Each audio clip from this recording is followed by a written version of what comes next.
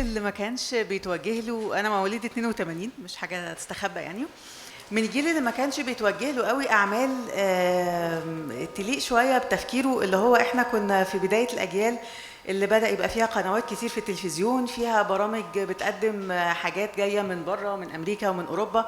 حسينا ان العالم لا اكبر كتير قوي من قصص الاطفال العاديه. وانا صغيره من 6 5 سنين الحدود دي، ما كانش فيه يمكن حاجات للاطفال غير الكتب الطفوليه قوي، او الروايات بتاعه المكتبه الخضراء.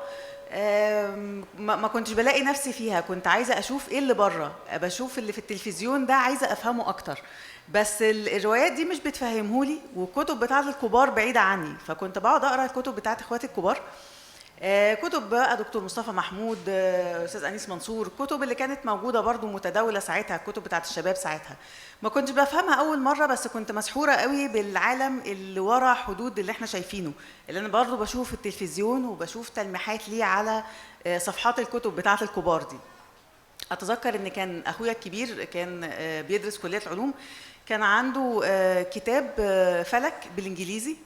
اتعلمت الانجليزي مخصوص عشان اقراه، يعني فضولي كان واصل لغايه الفلك، ما كنتش طبعا ما فهمتش حاجه، بس كان بالنسبه لي ان انا اوصل لغايه هناك، لغايه بعيد قوي، وما كنتش بسال حد او مش بطلب حد ان هو يفهمني، كنت عايزه اعرف كل حاجه لوحدي يعني. اول كتاب جالي وحسيت ان هو بدا يخاطبني، او ان الكتاب ده بيكلمني انا، كان من كتب المؤسسه، كان العدد الاول من فلاش، استاذ خالد الصفتي. كان عندي حوالي 6 سنين تقريبا او 7 سنين. تابعت السلسله، كان فلاش، ويمكن في فتره وانا عندي حوالي 11 12 سنه كنت معديه بالصدفه الشديده ولقيت كتيب صغير مكتوب عليه دكتور احمد خالد توفيق ما وراء الطبيعه.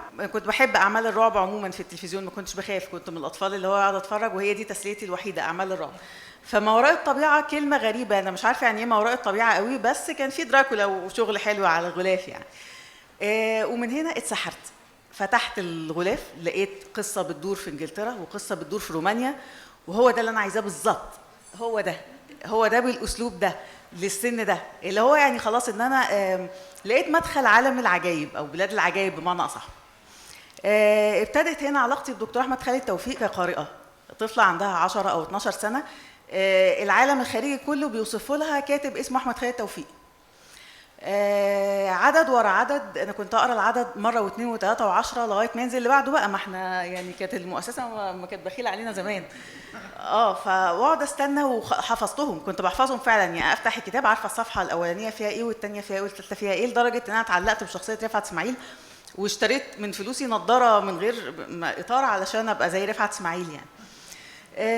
استمر ده لغايه ما دخلت الكليه، دخلت كليه فنون جميله ودخلتها باي ميستيك تماما يعني. كنت برسم وانا صغيره، واهلي ظنوا ان دي موهبتي الرسم، بس انا كنت برسم وبكتب جنب الرسم، فدخلت كليه فنون بالغلط يعني. ما حسيتش ان انا قادره اعبر بالرسم خالص، فبدات اكتب، وكان الكتابه في السر يعني، ما كنتش بقول لحد ان انا بكتب، كنت بكتب وبرمي لغايه ما اتخرجت واشتغلت مخرجه رسوم متحركه. وقابلت الفنانه حنان الكرارجي اللي كانت بترسم مع دكتور احمد خالد توفيق في موقع بص وطل تقريبا. قرت الحاجات اللي انا بكتبها، واخدت كتاب او روايه من اللي انا كاتباهم اسمها الموت يوما اخر، دي اتنشرت بعد كده كوميكس، وكتبتها من ورايا على الوورد من غير ما تقولي برضو، وبعتتها لدكتور احمد خالد توفيق على الايميل من غير ما تقول يعني، قالت لو هو عجبه خلاص، ما عجبوش خلاص. فجي في يوم بتقول لي افتحي الايميل بتاعك كده.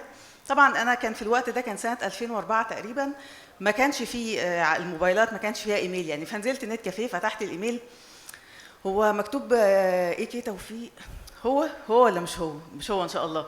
واقرا لا هو احمد خالد توفيق يعني بيكلمني انا اللي هو القارئه العادي خالص يعني، واقرا روايه المفروض ان انا ما كنتش رابطه هي وصلت له ازاي، وناقشني في كل نقطه فيها باستفاضه شديده وباهتمام شديد يعني.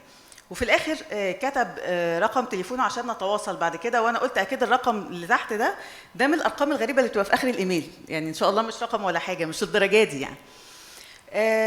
بعد كده حوالي سنه 2010 نشرت اول روايه ليا، روايه نيكروفيليا، والناشر برضو من ورايا بعتها له علشان ما يبقاش في حرج سواء اذا كانت عجبتها ولا لا. وصحيت في يوم برضو الناشر بيقول لي افتحي صفحه الفيسبوك بتاعتك، فتحت لقيت تعليق من دكتور احمد خالد توفيق من الاكونت اللي ما كانش بيفتحه غير كل 20 سنه مره، اشاد فيه بالروايه. كانت طبعا مفاجاه عظيمه جدا، واخدنا هذه الاشاده وحطيناها على غلاف الروايه الخلفي.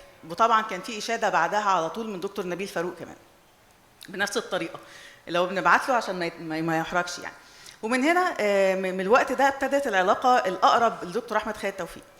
الحقيقه انا كنت بطلب منه اي حاجه بساله سؤال، يعني متوقع ان هو هيجاوب في سطر 2 3 10، لكن هو بقى بيبعت لي مراجع ولينكات. وكنت مره ما انساش ان انا كنت بكتب مقال عن ادب الرعب في الوطن العربي، ولقيت له بعت لي انصاف مقالات هو كان كاتبها وما نشرهاش، قال لي انقلي منهم عيشي بالمراجع، انقلي يعني وفقيهم مع بعض يعني.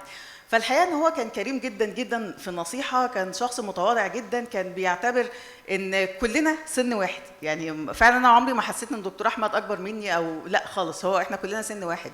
الحديث بينا كان عن الادب وعن الافلام وعن اثر فيا جدا في شخصيتي. في زي ما بقول هو من حوالي وانا عندي 11 سنه هو اللي رباني بمعنى اصح. مش عارفه اقول ايه اكتر من كده، يعني هي دي يمكن البدايه. لا وقت خلص فعلا يعني. فانا اتمنى بس ان انا بكتاباتي اكون ما ازعجتوش بشكل ما او ما ضرتش اسم ان هو استاذي بشكل ما، يعني دي الحاجه الوحيده اللي انا اتمناها يعني.